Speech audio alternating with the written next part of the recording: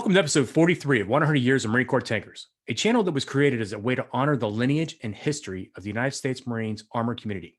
Through these interviews, the stories of Marine tankers will remain the test of time and will not be forgotten. This week features a Marine officer who covers a wide spectrum of both service and time, including active and reserve duties. An armor officer who gained experience in a very tumultuous period in our nation and devoted a tremendous amount of effort and time in preparing for what's next. Welcome to the channel, Captain Nate Sims. Thank you, JR. I appreciate it. Great to be here. Hey, thanks for coming on, man. It's really good to see you again. As per SOP, as you know, we got to start at the beginning. And for your beginning, it starts with Officer Candidate School in 2003. So how did you get there? Yeah, so I attended college at Marquette University in Milwaukee, Wisconsin. It's kind of a funny story, actually. I almost feel like it shouldn't have happened. In my junior year of high school, I went into the recruiting office and the Navy grabbed me first and, promised me a chance to see the world. And have you thought about nuclear power? You can get a $30,000 sign-on bonus. And, so I took all these tests and, passed them all. And they said, hey, awesome. We got a slot for you in boot camp once you graduate. And so I was all fired up. I talked to the Army and never talked to the Air Force. And I never talked to the Marines. My dad was a Marine in Vietnam. All my uncles, grandfathers, have all served. But honestly, the Marines to me were frightening. I didn't think it was something I could do. So the Navy had me and I got ready to go to boot camp. I was a couple weeks out and I kind of had cold feet. And I'm like, I want to join the military, but I don't think I want to go to boot camp. I don't think I want to be in the Navy. I want to go an officer route. So I submitted an ROTC package I had, and I had submitted a package to the Naval Academy. I got a nomination, but I didn't get in. So I was basically told, well, you've missed all the deadlines. You've missed, the ROTC deadlines. You've missed the college application deadlines. Too bad, so sad. So I really attribute it to my mother. She made a bunch of calls. She pulled some strings. I don't know how, but there were an opening occurred at Marquette. And so I just had to get accepted to the school. I was able to do it last minute. And so I joined ROTC in 2000 at Marquette. I was initially a Navy option. And my sophomore year, I switched to Marine option after, talking more to my dad about it and then seeing our AMOI, who was just a crusty, badass staff sergeant.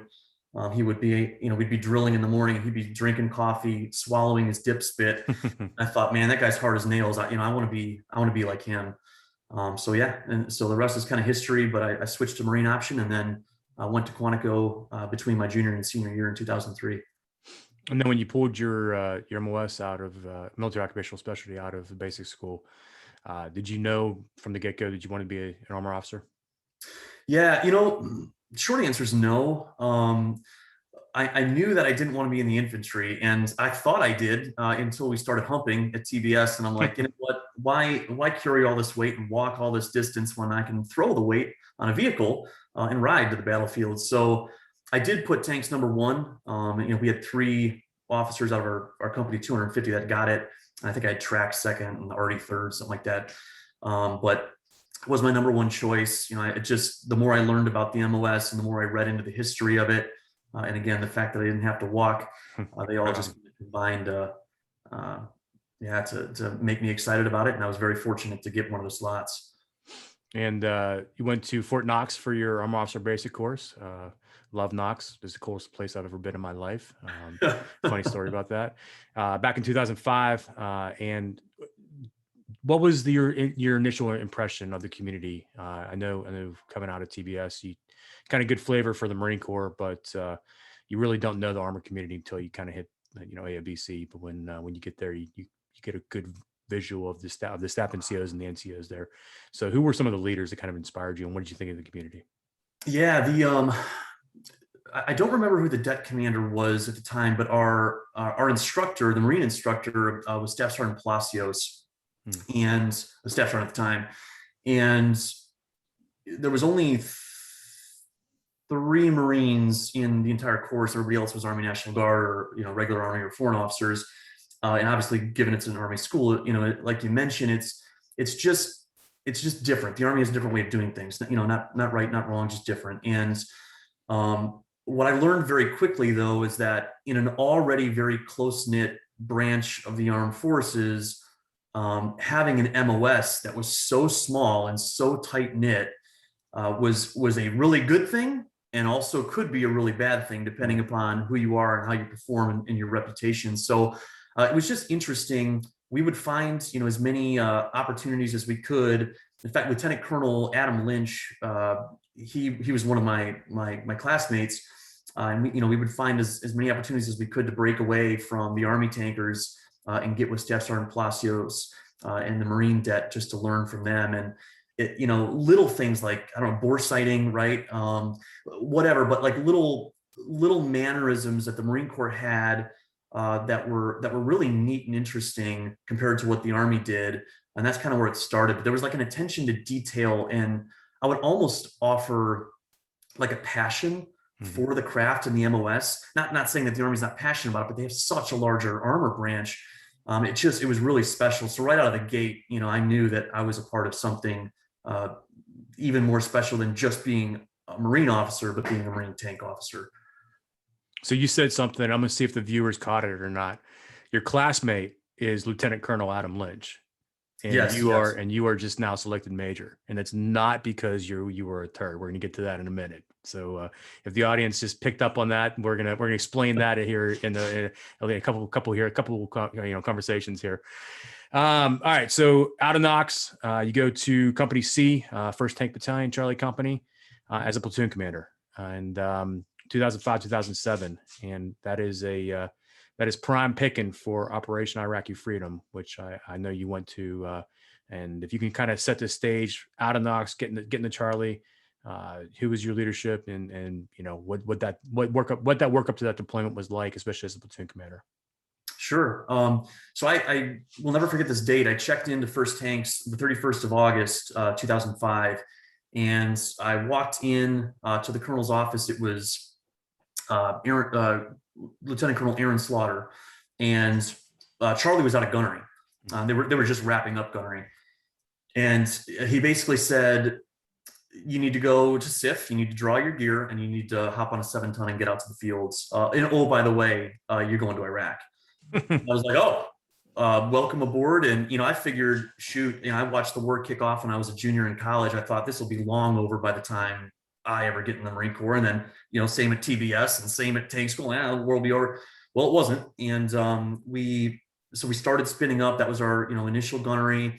We did the Steel Knights and those training evolutions for the remainder of that year, in the early part of 2006 before we left.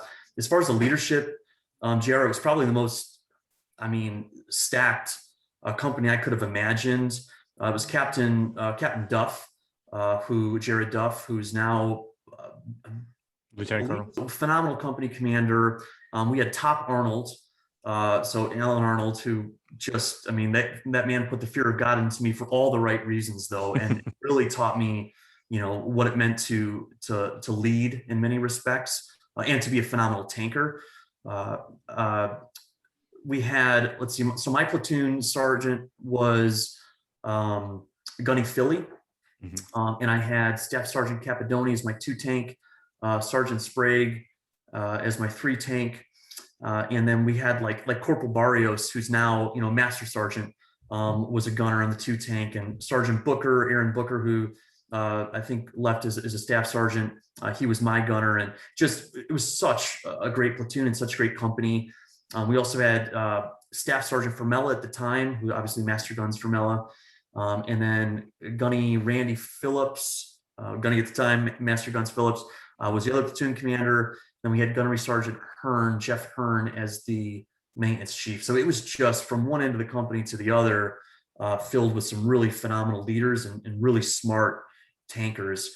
So I was fortunate to come into that unit and really be able to learn and pick their brains about being an officer and about being a tanker.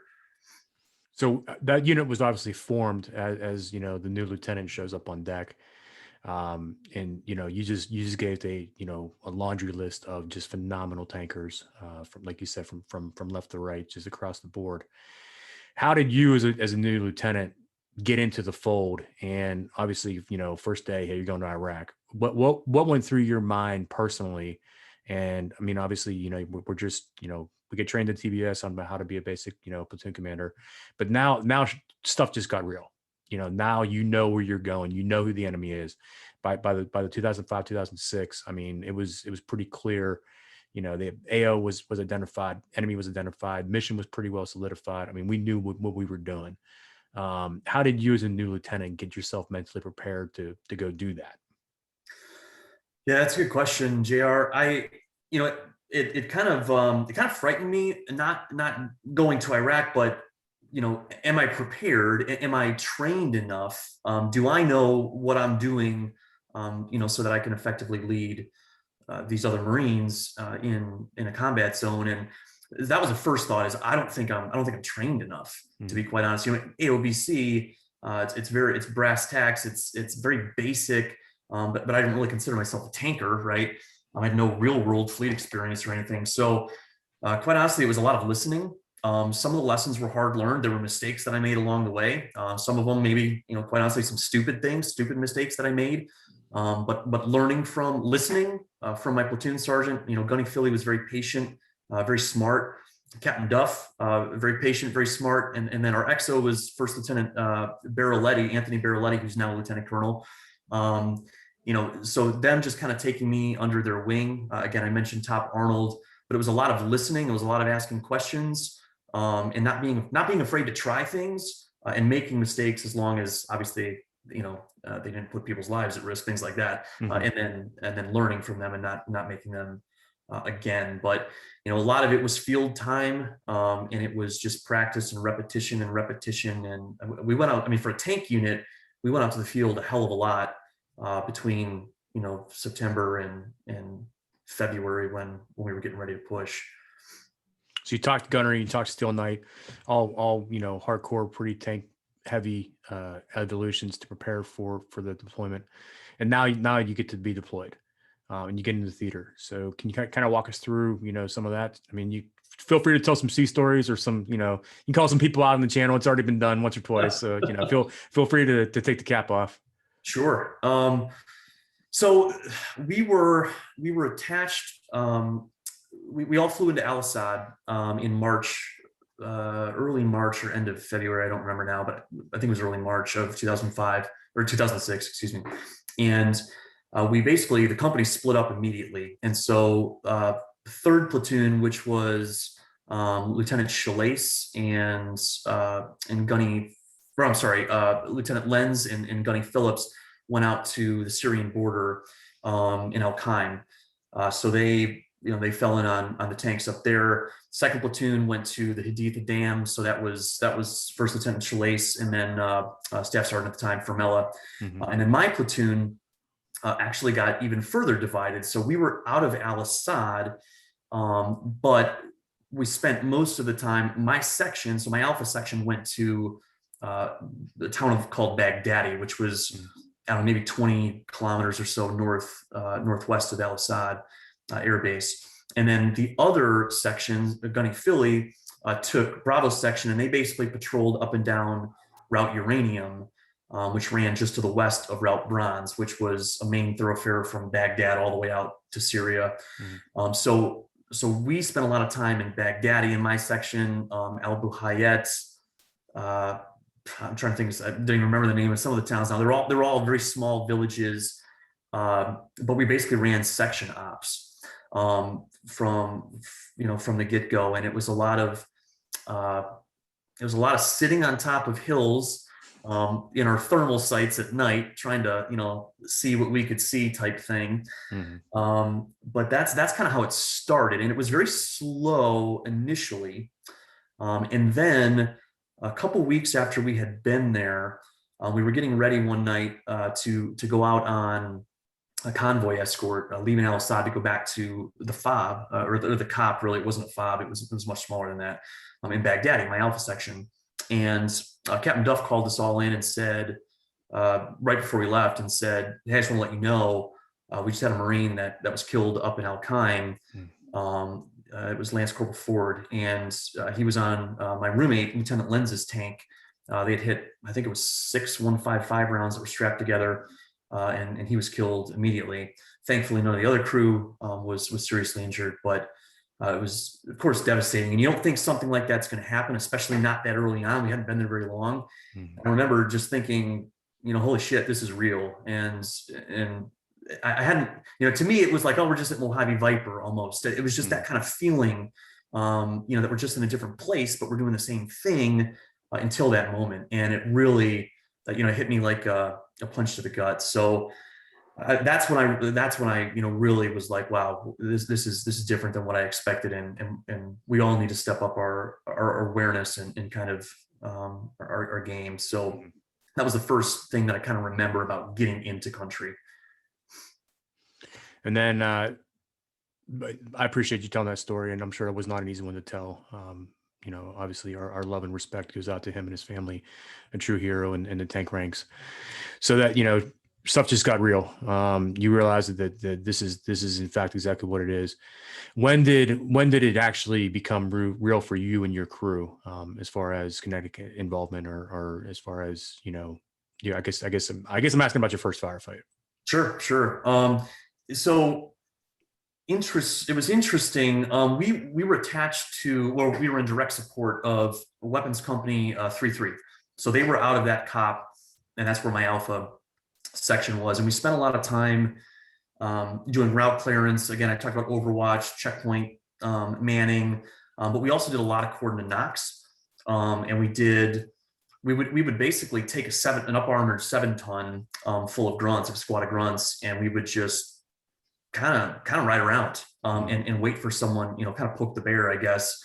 Um, but the first kinetic involvement we had was actually an IED. It was an anti-tank mine, Mhm. and my tank was in the lead, and Staff Sergeant Capadoni, the two tank was behind me, and we were following it was a trail. I mean, it was relatively well defined, but it was out on a hillside off of Route Bronze, Mhm. and we were setting into position. It was probably, I don't know, 1900 or so at night.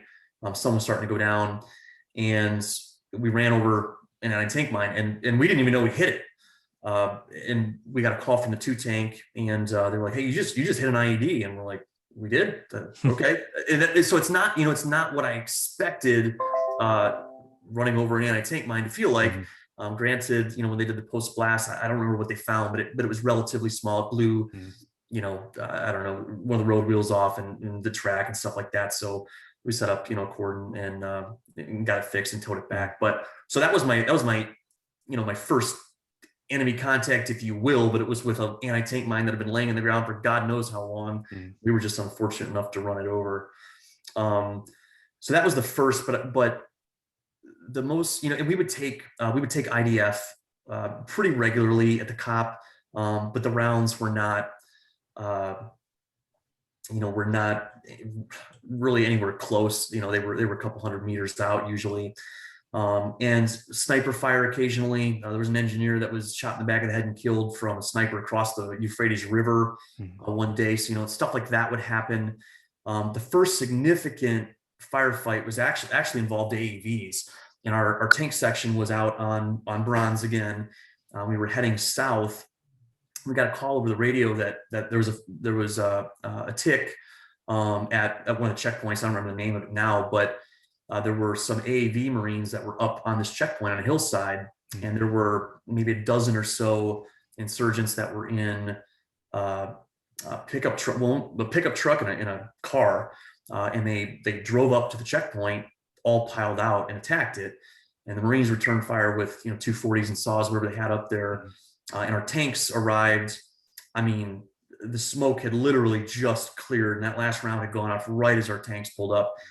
There was nothing left of the insurgents. There was, the cars were all Swiss cheese type thing, and somehow one of the insurgents escaped and got away, but everybody else was KIA.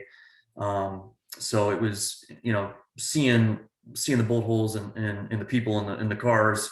Yeah, Marines at checkpoint did a wonderful job of defending themselves, and we rolled up a little bit too late to help, but that was one of the first really really kinetic incidents that we were somewhat involved in. What other memories do you have from this deployment before I take you out of Iraq for a moment? Yeah, good question here. Something that stands out in my mind.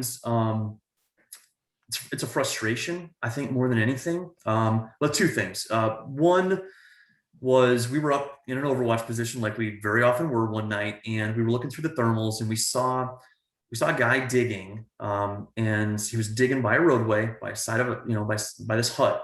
And you could see the shovel in his hands, and it was, I don't know, 0 dark 30 in the morning, and called. I forget who was on watch. I may have been up at the time. Maybe they woke me up. I don't even remember now. But we get in and we're looking through the thermals, 2 tanks looking, and we're like, I mean, that's a shovel. The guy's on the road. He's obviously up to no good. What the hell else is he doing? We called over the radio and reported to headquarters at 3-3, at Weapons 3-3, what we were seeing. And we said, hey, we've got hostile, intent on this guy. We've got positive ID. Can we engage? And we were told absolutely not. And they said, go ahead and drive up there. And I said, well, we're like in these foothills with these huge like depressions, and like it's middle of, like, no, like we're not going to do that. Okay. Maybe send some grunts or something. I don't know. Well, they never did. And about a day and a half later, in that very spot, an Iraqi Army Humvee drove by it, tripped a pressure plate, and killed everybody inside. Oh. And it was the frustration of, it's almost like we weren't allowed to fight the war in some respects. And it was, I just remember being very disappointed. I guess that we were so limited, and our hands were tied as far as what we could do to actually shape the battlefield in many respects. So that was one. And then the last and probably the most significant memory I have of the entire deployment was the second. It was the second IED that we hit. This was towards the end, and it was Ramadan, happened to fall at the end of September, early October, which was when we were getting ready a couple of weeks before we left and ripped with the company relieving us. And we were leaving the fob, and we were only the cop, and we were only a couple hundred yards outside of it. I mean, in fact, you could see the spot from the front gate of the cop with the naked eye. And as we're getting ready to turn on to bronze, we hit a really massive pressure plate, and it blew the number one skirt off, and it WIR'd the tank, cracked the hull. It actually knocked my driver, Lance Corporal Fonseca, rung his bell pretty good, and I think even knocked him out for a few. Radios. All I saw was the flash, and then the radios all went dead, and the tank just kind of came to a stop on its own on the far side of the road, off the hardball in a ditch, and didn't have a way to call back to anybody because radios were out. And we threw a smoke grenade just to let 2 tank know that everybody's okay, but they didn't see it.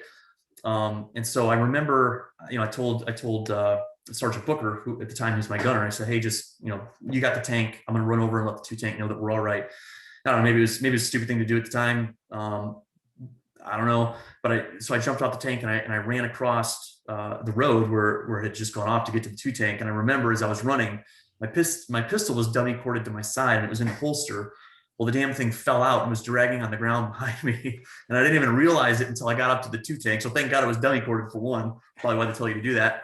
But two, I remember running by that hole and just thinking, "Holy hell!" I mean, that thing was big enough to fit like 10 of me in. I don't know, but it was kind of a frightening experience. But we were able to get the area cordoned off and get the tank fixed, and went back to base. But I just remember that being very surreal. That one we felt. The first one, not so much, but the second one, yeah, everybody in the tank felt that one. I can see the lieutenant with the pistol dragging behind him, running up to the tank, and that's typical lieutenant move right there. Eyeballs open, holy cow! Yeah, I got you. No, I appreciate you telling us that. Yeah. And then so you get back, and you obviously don't stay not active for a very long period of time. It looks like you kind of knocked off the dust, threw the clothes in the laundry, and then got back to work, because very quickly you were part of the Marine Expeditionary Unit, the ARG staff, planning out of there of Coronado, California, which ultimately led up to your next deployment, which was part of the 11th MU to do a Westpac from November 2007 to June 2008, which primary focus you have here is Kuwait. So, all right, Lieutenant. So you get back, and you have these experiences, and you kind of know what tanks are, but now you have a different game. And I've been on a MEU, not as an officer. I've been on a MEU as an enlisted Marine, and I know that for us it was a lot of dust and bust and rust and painting and just keeping the tanks up. For the lieutenants, as I remember, and the platoon commander, you guys were doing a lot of planning and stuff. So what experience as a tanker did you bring to the fight for that planning team? Yeah. So a couple things I'll mention quick. Again, I could not have asked for a better platoon to take on that float with me. I was told originally by Captain Duff that I would be taking scout platoon back to Iraq, uh, but I wound up getting the MEU, which I was super thrilled about. And as you know, I mean, especially for a tanker, the opportunities are very, very slim to do that. So I was very excited to be a part of it. But I basically got to hands pick the platoon, and I had again, he was staff sergeant at the time, but for Mela, and he picked up gunning on that deployment as my 4 tank. And I had Staff Sergeant Downs, who retired as a gunny, Dennis Downs, who was awesome as the 2 tank, and then the 3 tank was Sergeant again, got out as Staff Sergeant Aaron Booker, and it was just such a great group of Marines, and so a lot of the Marines that went on that float, had also been in our company in Iraq. So it was a great group of Marines to be a part of. Had a lot of training prior to that float at NTC. We spent 30 days out there working with the Army and with 1-5 who we floated with, and just a lot of really good training prior to the float. But the MEU ARG staff planning course that I went to, I never thought about the complexities involved in R2P2 rapid response planning process, and just MCPP, the Marine Corps planning process in general. I wasn't very involved in that as a second lieutenant, first lieutenant, in Iraq and kind of post that. But in the MEU, I was the voice of tanks. It wasn't a lieutenant colonel, it wasn't a captain, it wasn't a major. It was, First Lieutenant Sims. And I reported directly to the BLTCO, and so he's the one asking me, what can your tanks do? What can't they do? What are the limitations? What are the strengths? Hey, if we have to offload at this beach, can we even offload you here? Like, does it support tanks? Things that I hadn't even considered that I had to have the final say for the platoon on. So again, it was a lot of collaboration and leaning on the experiences of Fermella and Downs and Booker and Marines like that.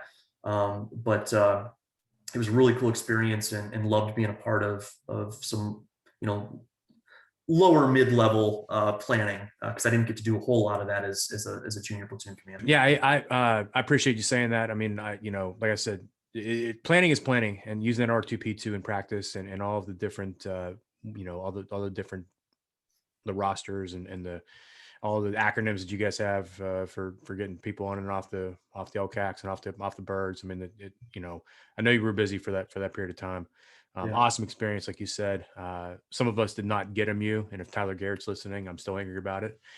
Yeah, I built a platoon and then got it yanked out from underneath me because I was too senior. But anyway, so you get back from the MEU, all salty now. You got 2 deployments under your belt, and you go over to Company D, 1st Tank Battalion, as the XO, and also as the 3rd platoon commander. But we have an interesting note here because the time period was 2007, and I came across a pretty good video of a motivator here talking to a relatively attractive young lady that was doing an interview for one of the channels out there, and you dropped some knowledge, man. I mean, you were out there in the heat and with the flak jacket on, and I'm gonna try to tube it up and see if during editing if I can put the video in here, because it's a very motivating video. So let's talk. Let's rewind that tape and the testosterone that was just emanating from underneath that flak jacket. Oh yeah.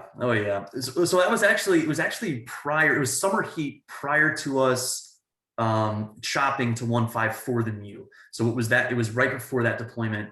And for what, I don't know why I remember her name, but it was Web Rides TV, and it was Allison Sorensen. And I think it was because we had a Marine, a mechanic whose last name was Sorensen. He was a great Marine. Anyway, so we're out there, and we've been out for 2 straight weeks, no showers, just disgusting. And she comes out, they were riding like in a Hummer, air conditioning blasting, and she gets out and she had these fake eyelashes on. And I just remember she wanted to get in one of the tanks and kind of look around. And so, we got her up there, and it was so hot outside that her fake eyelashes were sliding down the side of her face. And it was just, I mean, people were dying. And then I had One Marine who I'll give a shout out to was Corporal Jairo Tiburcio from New York.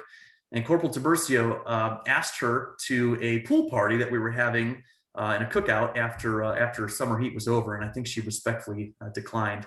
But anyway, it was it was a fun video. They came out to shoot it just I don't know, have an episode on tanks and some military equipment. But I don't know. And then last thing I'll say about it, I was in the PX a couple of weeks later, and they would play it all over 29 Palms. I was standing in line at the PX, getting ready to check out, and there was these two Lance Corporals in front of me, and the video was playing. And they looked up at it, and they looked back at me, and they looked up at it, and they looked back at me, and they were just snickering to themselves. And yeah, I don't know. We all 15 minutes of fame, man. 15 minutes of fame. All right. So we mentioned it earlier. Now we're going to cover it. So your peer group, the Marines that you kind of grew up with, particularly the officers that were in your class, are lieutenant colonels. And there's a reason behind that, because I have here in my notes that you left the Marine Corps for 12 years. How does one leave the Marine Corps for 12 years? And more importantly, why does one come back to the Marine Corps after 12 years? Yeah, that's a both great questions. So I left active duty on July 1st, 2008. And I got into the reserves, into the SMCR in February of 2019. I honestly, JR, I kind of felt a calling. People talk about it, and, I don't know, and people might even poke fun at it, but to me, it was very real. And I just felt like my service wasn't done yet, that I still had more that I could offer. I missed it. I missed being a Marine. I've had a very interesting civilian career, and I've done several different things on the civilian side that I've enjoyed, but nothing as compared to my time as an officer in the Marine Corps, and especially being a tanker. So I started the process. It took several years. It took almost 3 years for me to get reaffiliated with the Marine Corps, because I had dropped off contract completely. I was out of the IRR. I had lost my security clearance. It actually took, and I have it on my desk here, but it actually took a letter up to Mattis to get his signature to get me back in. I don't know if it was him directly or an aide of his, right? But it was that involved and in depth, and I couldn't have done it without the help of my prior service recruiter, Gunnery Sergeant Fish, wherever he may be. I am indebted to him forever. He was the one that made it happen ultimately. And so I came back in as a captain like I had left, and I immediately got command of Fox Company, 4th Tank Battalion in Lejeune. And a lot of that was because of Lieutenant Colonel Adam Lynch, who I talked about, and then also Lieutenant Colonel John Ranieri, who was the XO of 4th Tanks at the time and knew me from our days at 1st Tanks together. So, it helps who you know in a small community, and they were able to get me back in. And then I was fortunate to fall into just a phenomenal group of staff NCOs and officers, who I'll give some props to in a second. But they were the ones that really kind of got me back up to speed after having, 11, almost 12 years out of the service.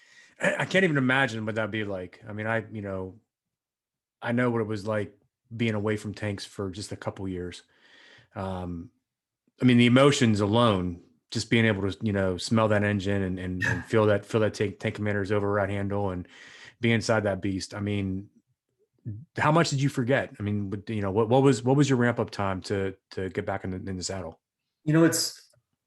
I was very fearful coming back in, because I thought, man, I've forgotten all of this. Hell, I barely remember how to wear a uniform. It's been over a decade since I've even put on utilities. And so it was, I had a lot of trepidation about it, but it came back really, really quickly. And I attribute that to the fact that, one, I had great leaders and mentors previously who had instilled that knowledge in me. And then perhaps even more importantly, great leaders and mentors that helped me when I got back in.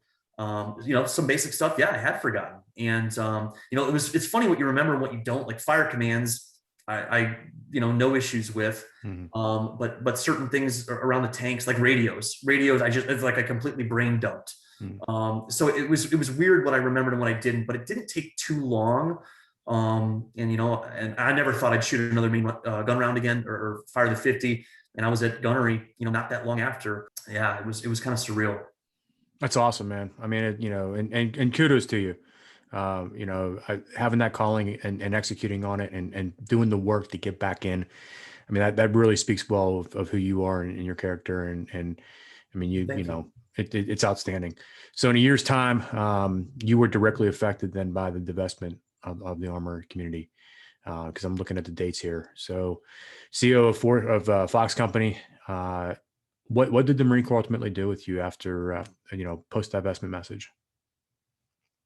Yeah, so we all kind of scattered to the winds. You know, the company that I took command of, again, I just want to name drop a few people just because Sure. they were incredible tankers, and I could not have done it without them. I had Major Hans Carnice and Captain Josh Shake were the I&I staff. Captain Josh Shake took over for Major Carnice when he left, and they were both very patient and understanding, and gave me a lot of mentorship and guidance as a company commander. And then we also had on the I&I staff Gunnery Sergeant Lloyd and Gunnery Sergeant Gimmelsberger, who were both just incredible. I mean, I knew Gunny Lloyd from time back in first tanks. Actually, I think he was like Lance Corporal back then. So it was kind of cool to link up with him again. And him and Gunny G were just, I don't know if I know anybody, on the reserve side that knows that much about tanks. I'm sure there's people out there, but to me, I don't know if I've ever met any people that knew that much. And was just that tactically and technically proficient and sound. And then on the reserve side, I had Captain Joe Caballero was my XO initially, and then I had Captain Chase Holcomb, who were both great Marine officers. And then I had probably the best first sergeant I've ever had the pleasure of working with, First Sergeant John Batchelor, and he was quintessential in guiding and leading me as a company commander. I really attribute the success of the company to his leadership. And then I had, as my tank leader, we had Gunnery Sergeant Retta, and then I had Gunnery Sergeant Rogers, who has been on your show, and then Gunnery Sergeant Price, Joe Price, as well. So again, great group of Marines. Couldn't have asked for better. But to your question, JR. So all of us kind of had decisions to make. Many chose to go National Guard. Gunny Retta, as an example, he went the National Guard route. Gunny Price went the National Guard route because they wanted to continue to tank. And some of them were so senior that unfortunately there wasn't really, I hate to say it, but a place for them in the Marine Corps because of where they were at in their career. So they were almost forced to find something else outside of the Marine Corps. And then others went to different MOSs. Myself, I went into civil affairs. So I'm a civil affairs officer now, the 3rd CAG up in Great Lakes, Illinois. And then I'm going to interrupt you for a second because I know yeah, you're not going to say because you're a humble guy, but not only did you re MOS, but you actually graduated as the honor grad for the Civil Affairs course in 2021. So you didn't just go get an MOS. You excelled and you graduated top of your class. So way to represent the community and where you came from, and congratulations on that. yeah, thank you. It just means I'm a good test taker. But I do appreciate that. And yeah, so we basically all kind of moved on. Of course, there's still 4th Tanks is still, as a battalion, is still around. Haven't deactivated yet. It's coming up. But yeah, we've all kind of moved on. A couple of people went, even in the infantry. Some of the junior officers, Lieutenant Laffin as an example. But yeah, I wanted to continue to serve. I knew I wasn't done. I'm not going to let the Marine Corps get rid of me until, I don't know, until someday in the future. I hope it's on my terms, but we'll see. I chuckled in your email that you wrote me because you said that you're currently a captain selected major and you're probably one of the Marine Corps' oldest captain. I will challenge you with that because I was 40 when I was a captain. So you still want to take that bet?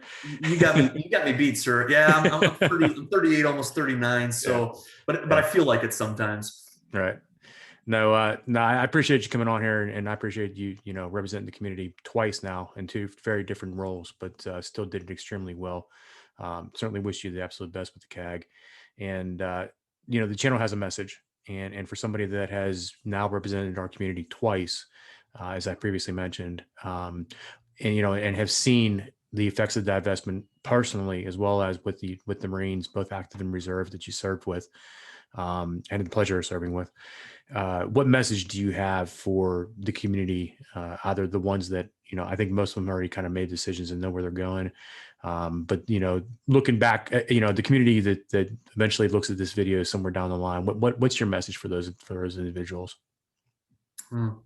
I guess, JR, I would just say it's different for everyone, but the way that I see it, we should all be very, very proud of our services as Marines and as tankers. But at the end of the day, I love being a tanker. If I lived 1,000 lifetimes and I was a Marine officer every single lifetime, I'd put tanks number 1 in my MOS wish list, on all 1,000 lifetimes. But at the end of the day, we're Marines, and yes, I think we're kind of special as Marine tankers, but we are Marines. We are through and through, and it just the divestment to me just shows that Marine tankers can do anything, and if that's to go out and do another MOS now, so be it. And we're not only going to do it, but we're going to do it well, because that is how we're bred. It is to excel, and it is to set the example in a sea of Marines who are already setting the example. So I think we should all hold our head high, continue to tell our stories, and share the camaraderie. But at the end of the day, we're Marines, and that's what really makes us special. Tankers, yes, but it's the fact that we're Marines and we have that AGA in our chest. What an awesome way of saying that, man. I really appreciate that. And like I said, I appreciate you making the time to come on here. It's been extremely valuable, and you got a hell of a story to tell, and I appreciate you telling it on here. I got to take a moment and thank the viewers and the subscribers. It's through you and your efforts of subscribing and watching these videos that the channel maintains its momentum and continues to grow, so that more and more people can see this. If you have already done so, please do subscribe. Those are very important. Like I said, it opens up the aperture to YouTube as far as whether or not they're going to promote the channel, and continue to promote it in the future. For you, my friend, thank you. I've already thanked you a couple of times, but I'm gonna do it one more time. Like I said, it's been awesome, getting to know you again. I know our paths crossed like ships in the night, but it's good to see, good catching the, an old face that I recognize. And with that, I'll give you parting comments. No, I just thank you, JR. I really, really appreciate it, and I'm honored to have had some time to talk with you and kind of tell my story. But thank you to all the Marine tankers out there, and Semper Fi.